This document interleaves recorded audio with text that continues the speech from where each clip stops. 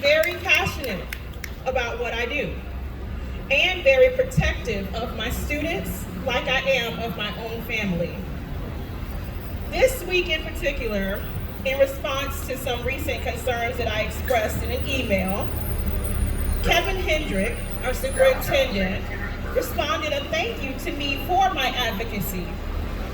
He said that he appreciates me acknowledging the challenges that lie ahead, and this was in regards to these concerns that happen to be related to the teaching of Black history in Florida.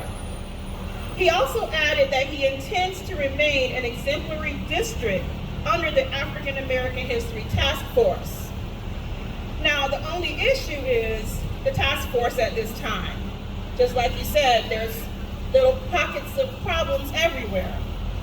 Well, right now, the state of Florida's task force commissioner met on June 7th with the commission and introduced the newly appointed members of the task force. The email that I received about my summer training, which I was supposed to be at today and yesterday for 2 days virtually, it was canceled. Rather, they said postponed. And at the conclusion of their meeting that they had on June 7th was when they decided, oh, we need to postpone this. I know you've heard about a lot of things coming out on July 1st.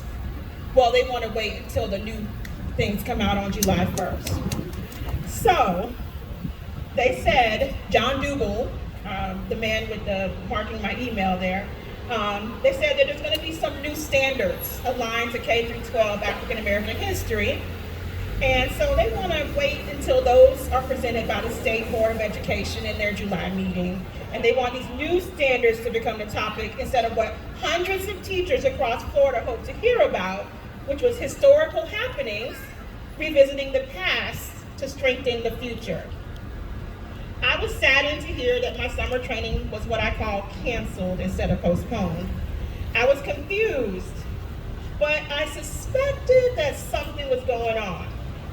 I have 28 years of teaching under my belt, and I've never seen 2-day trainings postponed less than a week before. But I know what's going on in Florida relative to our Black history. I know about the constant attacks that have been happening to educators. And I know why I spent countless hours helping with presidential campaigns and gubernatorial campaigns to try to defeat Trump and an attempt to defeat DeSantis. I also know how hard it's been for my own children, well, my young adults, call them my babies anyway, to be able to find a place to start their families in St. Petersburg. They're either having to move away, get roommates, or even still have to settle for less amenities than more amenities, which their above minimum wage careers should be enough for them to afford. I mean, if it was 2004, the rates that I had, they would be able to do this because right now they make more than I made when I started teaching. I say all of this to say to you that we cannot sit idly by. Just like they said, we have to continue to fight in every arena that we have. We cannot let others meet behind closed doors to make decisions that affect us, that will affect our families and their futures. We cannot wait till later and be sad about it and hurt and disappointed. We need to keep fighting now. I'm glad to see that St. Petersburg's gas plant district story was uncovered.